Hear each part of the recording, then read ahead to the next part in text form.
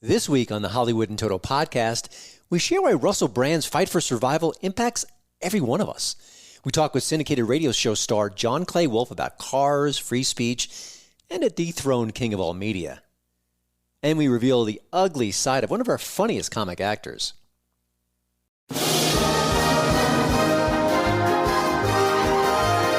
Welcome to the Hollywood in Total podcast. Entertainment news and reviews without the woke Hollywood narrative. Free speech, free expression.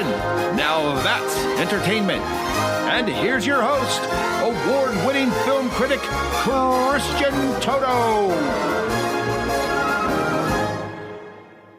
Before we start, I hope you'll subscribe to the Hollywood in Total podcast. We've got some bonus episodes lined up, plus my YouTube studio is finally getting ready for its close-up. Stay tuned. Russell Brand is either a serial rapist or the victim of a terrible, awful, no-good smear campaign. The bawdy Brit became a star thanks to his great performance in Forgetting Sarah Marshall. That's a wonderful comedy from a few years ago. If you haven't seen it or its quasi-sequel, Get Him to the Greek, check out both as soon as you can. Really funny stuff. Love to watch comedies from the pre-woke era. But since then, he's also been in other films, he's written books, he's toured as a comedian, and most recently, he became Britain's answer to Joe Rogan. Now, Russell skewers media lies, government corruption, all that lockdown insanity, and he does it in a way that's funny and interesting, sometimes sweet, sometimes bitter, but a way that's really memorable. He's got a great presence, and he's really rocking it on his YouTube channel. Is that why he's being accused of sexual assault in the press? Or is this just karma overdue? A British media investigation looked into it and found that 4 women say that Brand sexually assaulted them over a decade ago. Hello there, you Awakening Wonders. Now, this isn't the usual type of video we make on this channel where we critique, attack, and undermine the news in all its corruption, because in this story, I am the news. I've received 2 extremely disturbing letters, or a letter and an email, one from a mainstream media TV company, one from a newspaper, listing a litany of extremely egregious and aggressive attacks, as well as some pretty stupid stuff, like my community festival should be stopped, that I shouldn't be able to attack mainstream media narratives on this channel. But amidst this litany of astonishing, rather baroque attacks are some very serious allegations that I absolutely refute. The details are ugly, I admit it. And some of the supporting material seems damning. But this is the press in 2023. Who are we supposed to believe? But the questions don't end there. First of all, why is this coming out now? Why are these women coming forward to the press and not the police right away? Why are reporters treating this like Watergate 2.0? It's a big story, don't get me wrong. I don't want to diminish it. But by gosh, it's a full court press, no pun intended. Does this have to do with Brand's ability to reveal corruption, to debunk things that are going on all across the culture, and also do it with a smile and a wink? It does seem fishy. But then again, this is Russell Brand. He's been known as a womanizer for years and a hedonist. He's had a significant drug and addiction problem for a while. He's clean now, we know that, but could this have been done during the throes of his addiction? We don't know. We do know one thing. They're trying to erase him from the public space, and that should scare everyone. The BBC yanked his presence from its airwaves. YouTube demonetized him, which is an absolute kiss of death for that platform. You know, I'm sure he's losing a lot of money that way because his channel gets hundreds of thousands of views for every video he puts out. His comedy tour, well, that's done for now. So is his book deal. Done. Not happening. What did Green Day say about this situation? Fire, ready, aim? No trial.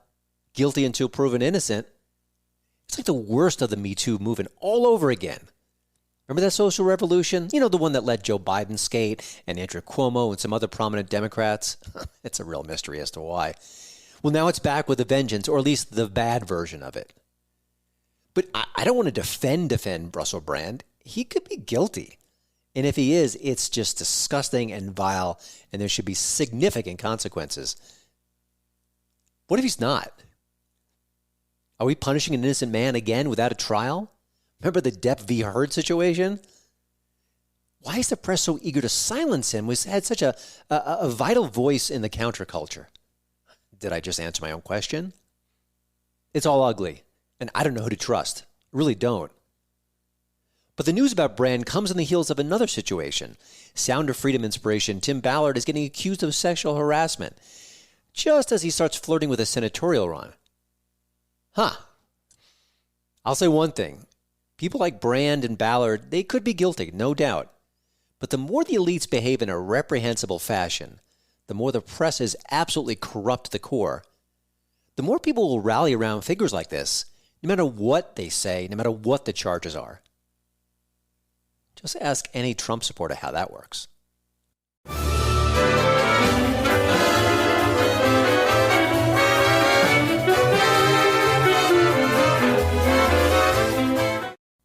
Just try stopping John Clay Wolfe. I dare you. The Texas native started his entrepreneurial journey at a very early age. He was a teenager, and he never stopped. He created a website called GiveMeTheVin.com. It's a wholesale car business. It became the biggest company of its kind. Absolutely huge.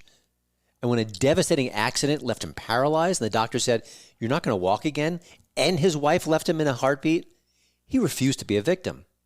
He doubled down on his business chops, started studying radio legends like Howard Stern. He thought, maybe I could have a new career. And he turned himself into a syndicated talk show host who happened to buy cars over the airwaves. What a gimmick. What results, man. The John Clay Wolfe Show is heard on stations nationwide every Saturday now.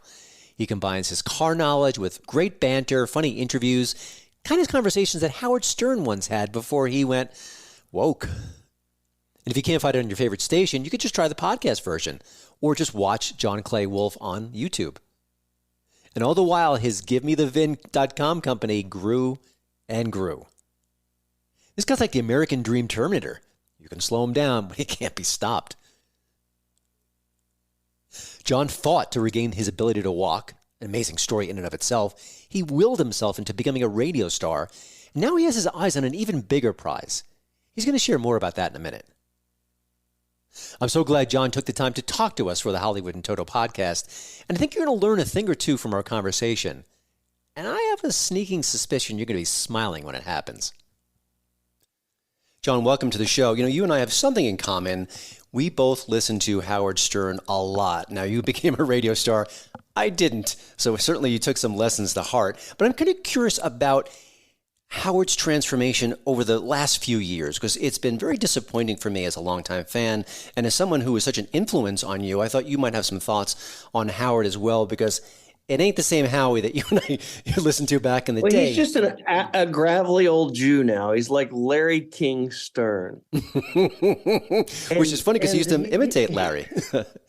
But the comedy and the production is still there. Yeah. The guy, I don't really, the long form interviews are great, but I probably listen for 30 minutes once a week or once every 2 weeks. So I'm not an avid listener.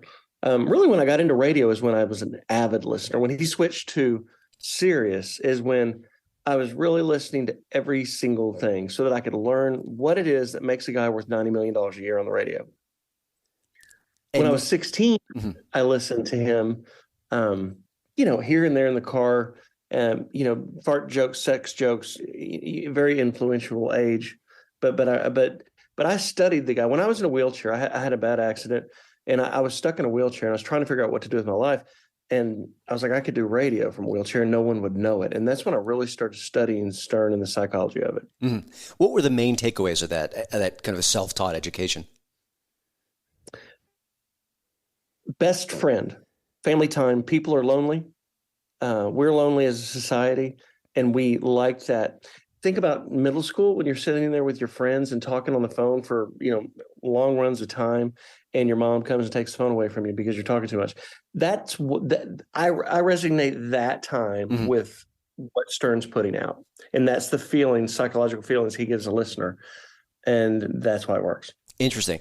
For years, I thought that's why the show Friends was so successful, because they were the attractive, witty, friends that we often didn't have, or maybe they were more loyal than our real life friends. And I think there was a bond there, which I don't think was talked about enough. So that's an interesting observation. You know, obviously you weren't a radio personality. You became one. Obviously you got the talent, but force of will comes into play as well. When did you realize that that was the right pivot? Because I think with every entrepreneur, there's always the moment where you think, oh gosh, this isn't going to work, or I need a plan B. But obviously this worked for you. What was that pivot point for you? I was really, is the question, when did you know it was going to work? Yeah. I mean, is there sort of an aha moment? I mean, you jump in there, you want to be good, you want to be successful. Right. Nothing is proven. It's a brutal industry that people get kicked around right and left if the ratings aren't there. But obviously, you are surviving and thriving. What was the moment where you thought, okay, yeah, this is going to work. I've got this. You know. Christian, it's still that way. It's still well, that's good, actually. I mean, that keeps you humble. I mean, I'm writing to the iHeart Music Festival. I'm going to the iHeart Festival in Vegas with the chairman of iHeart Media and one of the other big dogs on a private jet, leaving here Friday morning, going to Vegas. So did I ever think that there would be a day when I would even get to talk to those people? No. Did I get to think there would be a day where I was sharing an 8-man private jet with them? No. And even today, it's still a struggle. Radio moves so slow. They're so arrogant. They're so behind the times that it's frustrating. So I'm pivoting, to tell you the truth. I'm getting my video set up. I'm getting my YouTube channel set up.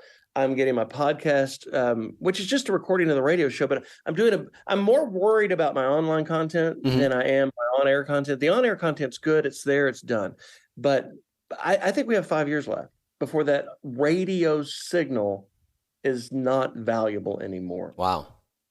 That's interesting. Yeah, I mean, we're seeing this shift, but there's always been something magical about the live radio, the callers. Agreed. Yeah, but listen, I'm a radio guy myself. I listen to the radio in the car with my dad. We'd eat lunch, listen to the radio, read the newspaper, and we actually listened to Soupy Sales back in the day, if I'm giving away my age. Sure. But it is an interesting transformation. Now, obviously, you know, with the work you've done with GiveMeTheVin.com, you're the car guy, and that's a great segue into radio, and you've been using that so effectively. I was kind of curious, do you have favorite movie cars? And I'm going to think there might be some 007 overlap here, but are any big screen cars that you just think are the best or just the most memorable on screen? You're going to hate my answer to these questions. They're not what you're looking for. Oh, no, it's okay. So when I first started, I'm in the back of my little car lot sending 13 cars to the auction. I'm a wholesale car dealer. I buy them and flip them for a small margin in a quick turn, like a ticket scalper.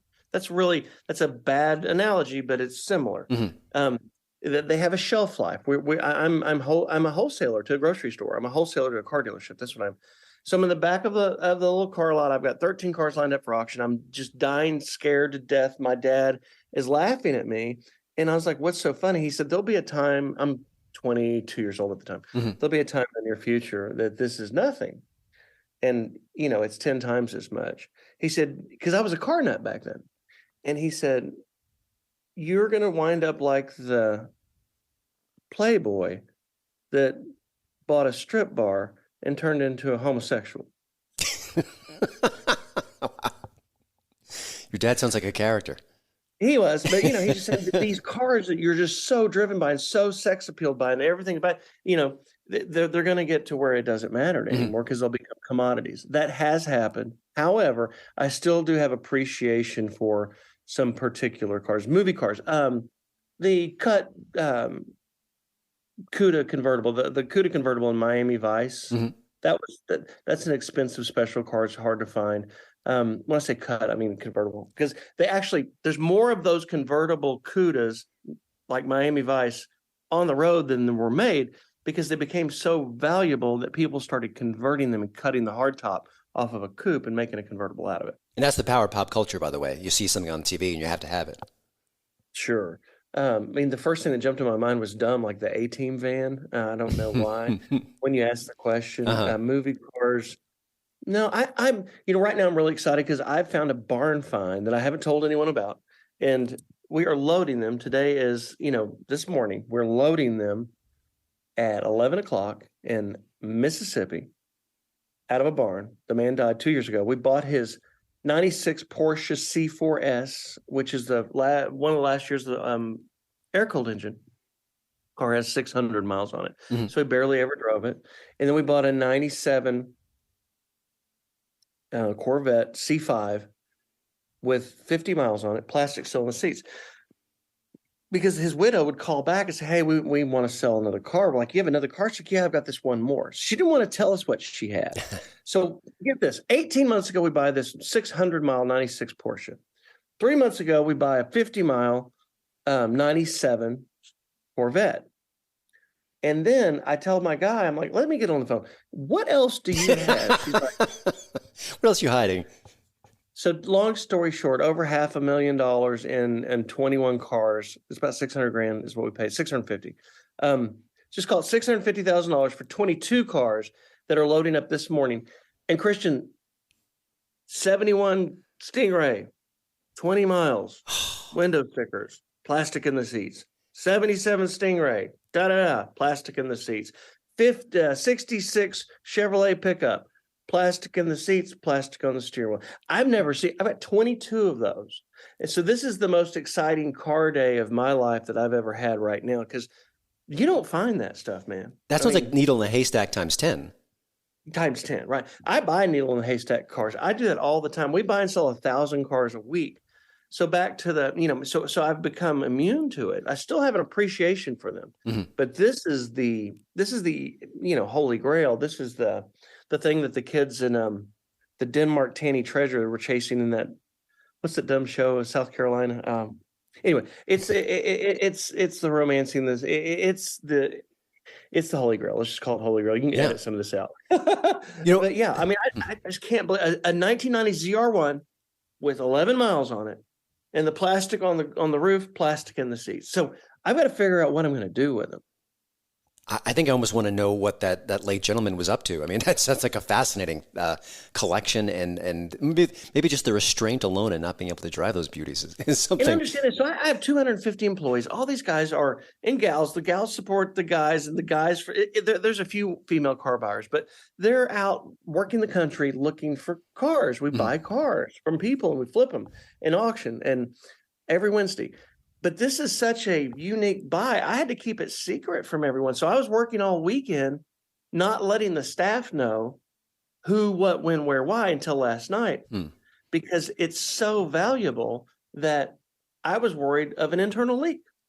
It's like you're making a Marvel movie. You got to keep this script a secret. And by the way, you work extensively in cars, and some celebrities do as well.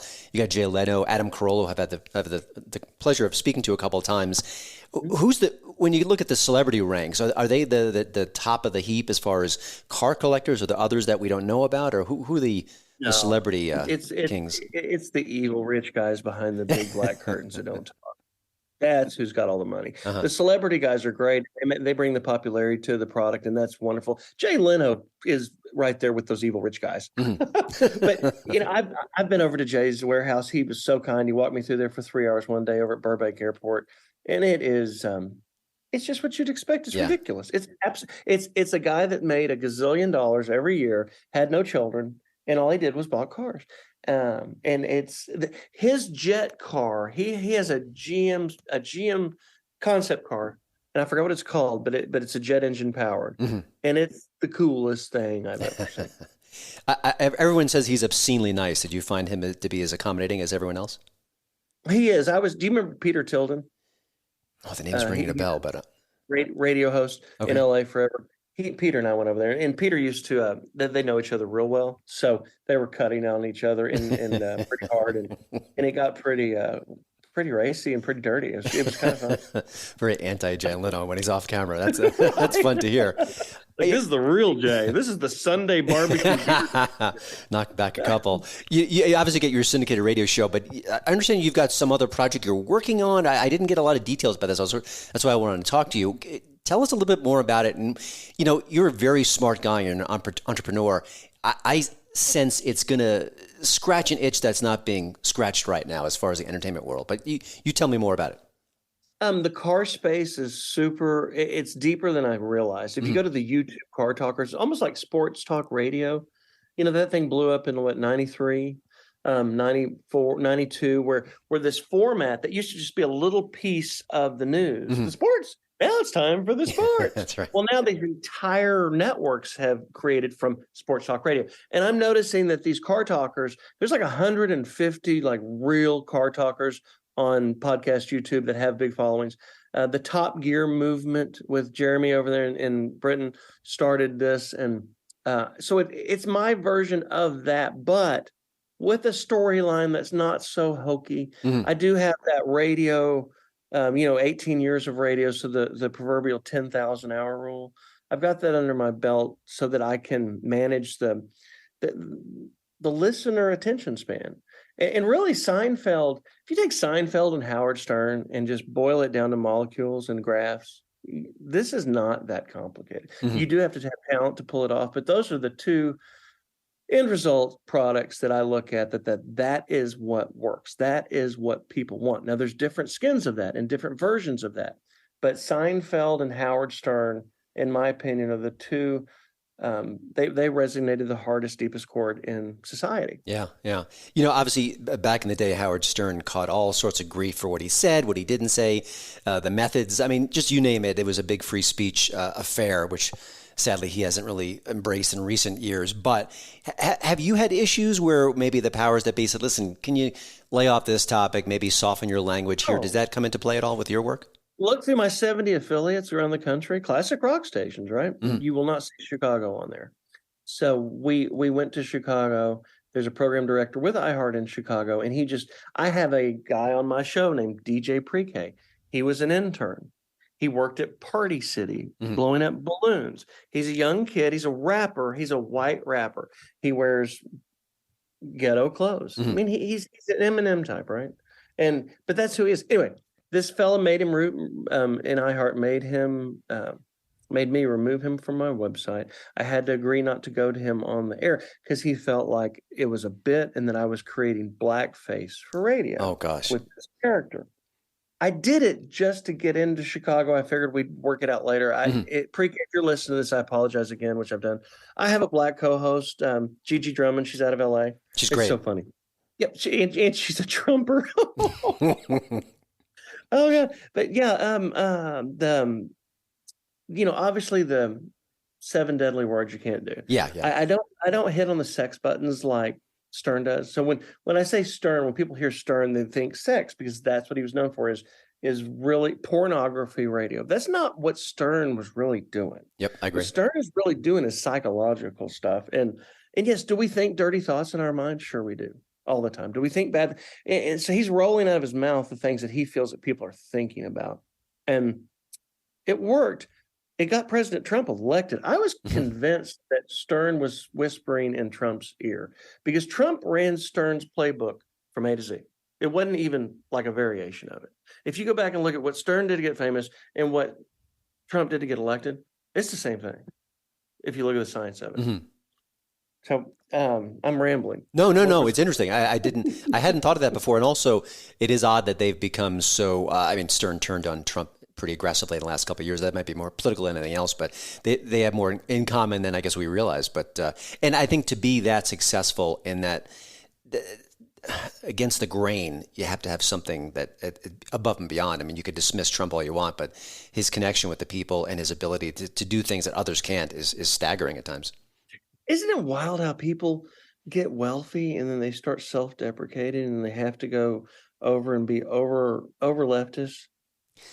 Yeah, it's. Stern isn't the only one, but one of the things I've noticed in recent years is Jennifer Lawrence burst on the scene. A wonderful, beautiful actress, and she was so sweet and so kind and so girl next door. And within 5 to 10 years, she became every other celebrity in Hollywood. The same banter, the same political positions. It was almost she just kind of accepted that mind virus. I was curious. What you have, what I appreciate, is this ability to speak freely, and obviously our Elon Musk has called it the woke mind virus. I was curious, do you think that more stars will start talking out against it? Because I've been waiting for this to happen, and it's not really, and not in a great amount. Is that coming our way sooner? Are artists going to finally just get up? I think they're all a bunch of whores. I think they're all a bunch of whores. And I think that they'll do whatever will work for them. And once they realize that's popular, going the other way, Oh, I'll get on it. Don't jump on the this thing will bandwagon. straighten out and get back into the center. I'm not a righty. I'm not a lefty. I'm a center guy, and I like common sense.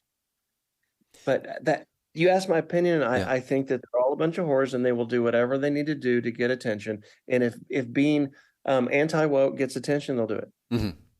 You have any thoughts on the current strikes that are going on in Hollywood? They are never ending. The animosity is through the roof. There's no talk of a settlement. It looks like we could even hit 2024 with nothing really changing.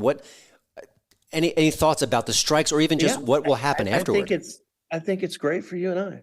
I think it's great for people that are pushing their product out outside of SAG, and it's giving radio a bigger push. It's giving podcasts a bigger push. The public is seeing that these celebrities that are so celebrated can't write this stuff on their own. Yeah. They're not that funny, and without their little guy whistling in their ear, they can't do it. So it makes them more real, and then their opinion becomes less powerful, and all this woke crap is not. I like it. Yeah, on that point, when I look at my personal habits, when I go to bed, I'll take out my iPad. I'll watch a cooking show, but not a Food Network show. There are some personalities on YouTube who are charming and funny, and the production values are strong. I'll watch Tim Dillon, and it's not the production values are very basic, but he's entertaining, and I think has a little bit of Howard Stern in him too. So I think we're all starting to realize that the podcasters, the YouTubers, all these different independent personalities are just fine and are free or minimal cost, and you don't need to watch something on streaming. It's all there for you. It's a fascinating time, and they're empowering people to do what we're doing right now without even realizing it. It is. I'm fortunate that I got to build my brand with electronic media, TV and radio, and now that it's dissipating, I'm a little slow to convert, if you want to know the truth. I should have really started pushing harder about 3 years ago, and I need to get off my butt and get to work. So the cream will rise to the top, as Colin Cowherd says, and it always does, just in sports, just in business, just in media. It always does. Hey, one thing I wanted to get on you is this Barbie movie. So I haven't heard of it. What did that come out recently? I wasn't sure. Yeah. So it's this crazy woke thing, and I understand and agree with some of the points. It was one of the worst movies I ever watched, and my wife said you didn't really watch it because you slept through. Like when they left to go leave Barbie Land and go to the real world is when I fell asleep, and I woke up when they were coming back. So that's all I caught was the Barbie world stuff. You didn't miss much. But, good. So man hating. It was my takeaway. And woke movement, but look at the monetary part of this. It's so funny that they were taking this topic and just squeezing the hell out of it. How much money did Mattel make? Oh, to bash capitalism and to bash their own product. There's a scene mid-movie, while you were sleeping, by the way, there's a scene where this teenage girl dresses down Barbie, basically calls her a fascist. I'm like, wow, what a great commercial. I can't wait to buy more Barbie dolls for my kids. It's ridiculous. But Oppenheimer, on the other hand, I went and watched that the next week, and man, that was better than expected. Loved it. And I think the fact that film was successful is so shocking because it's historically based. It doesn't have any gloss. It's got big stars, but they're not sort of the the Will Smith variety. They're just good actors. And also, this is a mature film, which is 3 hours long, which requires patience. Everything I just said should be absolute death at the box office, and it made oodles of money. So that was refreshing. I know it's Christopher Nolan, and that's mainly why the movie was so successful. But it is heartening to see within all the nonsense of Barbie that Oppenheimer was able to thrive like it did. That gives me a little bit of hope. And by the way, I don't know why you'd call Barbie anti-man. They literally use the word patriarchy. I counted 10 times. There may have been more. So I think that kind of subtlety should be awarded an Oscar maybe come March. Well, your show is Hollywood. Where do you live? In Hollywood? No, I live in Denver, Colorado, of all places. And that's the beauty of what I do and what you do is that we can be anywhere. And I'd rather live in Denver. I'm on the Fox. I forgot. It's the old classic rocker, Heritage Classic Rocker in Denver. From 8 to 11 or 8 to 12, if you're ever bounce around. So. And also, we're in Colorado Springs here as well. I know your show's there, too, so that's not too far off. Hey, John, before I let you go, I really was an accidental entrepreneur. I was a journalist. The whole field is collapsing and changing. I needed a plan B, and I've stumbled and mumbled my way around it. I've taught myself stuff based on podcasts and websites, and just basically educating myself as best I can because I had no training in this. But you've been doing this for years. You've had several businesses that are very successful. That, the radio show's thriving, the cars, you're going through the roof right now. Do you have any advice for people who might want to be an entrepreneur, but not like the cookie cutter? Do this, do that. You're going to hear about this in business school. Maybe something you learned along the way before we sign off here, because you have such a unique perspective on things, and you're such a no BS guy. I started young. Like going around door to door doing home services, like fourth grade, knock on the neighbor's door, mow your yard. I saw my kid doing that the other day, exactly that. That's great. Their neighbor. Good. So I did not know what the word entrepreneur was until, I don't know, my junior year of college. But by then I had a company that, I was making $100,000 a year running a restaurant that I founded with my partner. We had two of them. I've been at this a long time. I'm 51 now. I opened my first business, I guess, like technically with a corporate structure, filing when I was about 19. I had to get my friend to sit in on the paperwork though, because he was 21. I paid it. My first bar and restaurant, I paid my best friend who was 21, $400 to own the stock so that we could get a liquor license because I was 19. And I would go to pick up our liquor order. It's like the 10th time I was down there picking up our wholesale liquor order. And they're like, "Hey, I need an ID." I'm like, "Dude, I've got a liquor license. What are you talking about?" I'm like, "Oh, okay, you're right. Go ahead." So it has to be in you. You can't.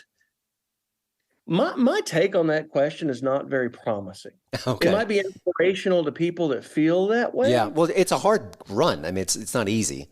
It would almost be like people explaining how they came out of the closet and they're gay. Like, I always knew I was this and I was looking at that, but I didn't know. I'm straight, by the way. But you can't relate to them because you don't see things that way. So I lived my whole life looking at the world through a lens of how do I do this? How do I do that? I remember trying to figure out how. I don't want to bore you. I want to answer your question. What advice can I give to people that want to work for themselves? Let's not call it entrepreneur. Let's call it working for yourself, quitting your job and taking a risk. So first of all, you have to have enough confidence that you can pull it off.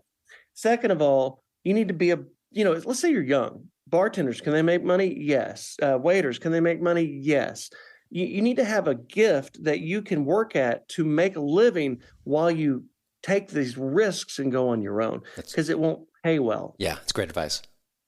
If you're 38 years old and you want to quit your job and you have 2 children and a wife, you better have something really good to do. Because that's a way riskier move than a kid that's 19 trying to open a bar and paying his buddy $400 to stand in on the liquor license. Fortunately for me, I had these moments in my life created enough padding for me to take the next rung on the ladder. Okay, I've made some money. Let's take another step. I can afford to risk. I'm doing that right now with some things.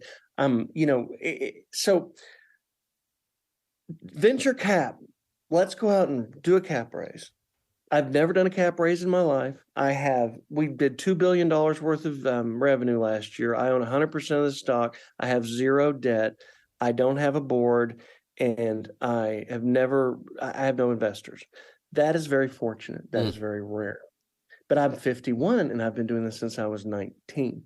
And so if you're 38 or 42 or whatever, and you're going to go out and raise money and do the deal, you might not like what you get after it works because you sold so much of the equity to the VC guys. And then you have to answer to them. And really what you've done is created a job. The reason to quit your job is to go do this thing that you love that is called work, but it's still something you love. But if you have a board and you have a VC house and you have a bunch of people that you have to report to and budget for and schedule for, you still have a job. Yeah. Well, you don't have a boss. You just have different bosses. Sure. And instead of getting fired, you feel like you're going to die. Because they're going to convert on you, and you did a personal guarantee, and you did all these things and sold your soul. You ever listen to The Devil Went Down to Georgia? It's kind of like that, I'll bet your soul against this gold. And I don't know, bankruptcy is, I did file bankruptcy at 32, not personal, but corporate one time. Because I had this life-changing moment. I was a self-made millionaire at 26. I'm rocking along, doing great. In a motocross accident, break my back. I'll never walk again. I'm in a wheelchair. My wife leaves. My mom dies. My controller starts stealing from me because I was in the hospital for 6 months. And so I'm broke. So it's bad country and Western song. And I had to file bankruptcy on one of the companies. And it was organized with the bank that I was working with. But I had a bankruptcy lawyer look at me and said, dude, you're screwed. You need to file BK. It'll cost you $3,000. You need to BK the whole thing, do a Chapter 7 and start over. And he's like, will you be better at restarting this than you were? Can you restart it faster than you did the first time when you're learning it? I'm like, of course. From a wheelchair, I can. He said that was his advice. And my pride would not let me do it. So it cost me 10 years extra to not file bankruptcy and work it out and make everybody whole. Wow. Would I have done that again?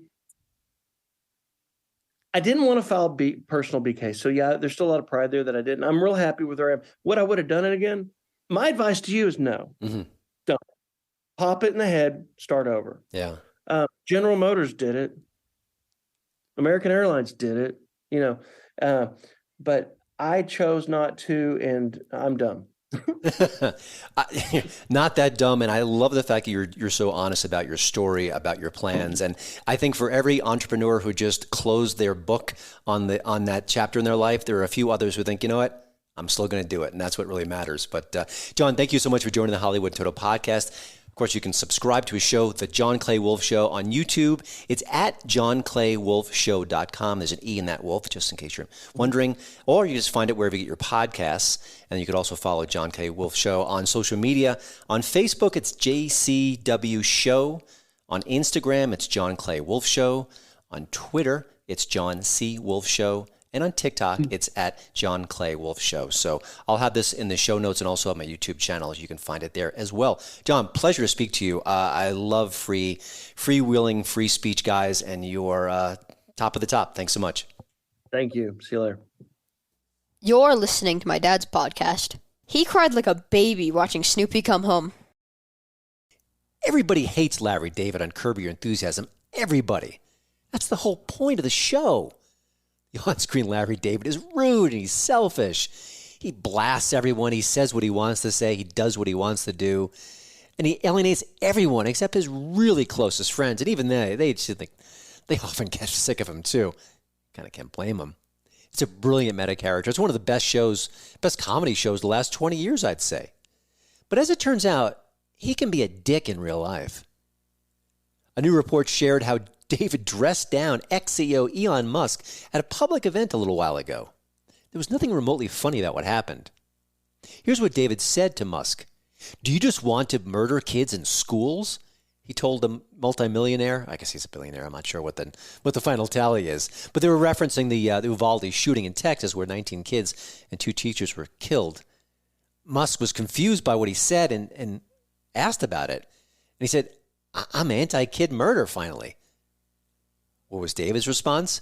Then how could you vote Republican? I mean, unbelievable. This isn't the only time that he just went crazy on someone in public. He yelled at Alan Dershowitz a while ago. And why would he do that? Well, turns out Dershowitz embraced former Secretary of State Mike Pompeo. Turns out that Pompeo was a former student under Dershowitz. He's been teaching law for decades. And they just were reuniting briefly. Nothing wrong with that. Well, not to David. Pompeo was on Team Trump at the time, and thus a monster. I'm thinking there's some projection going on with Larry David. Just saying. Well, that's it for the show. Thank you to Radio America for having me as part of their great podcast lineup. And while I have your attention, I hope you'll drop by HollywoodInToto.com. I update it 7 days a week. You've got news, reviews, commentary, all on the wacky world of Hollywood, even when it's closed for renovations, like right now. See you next time.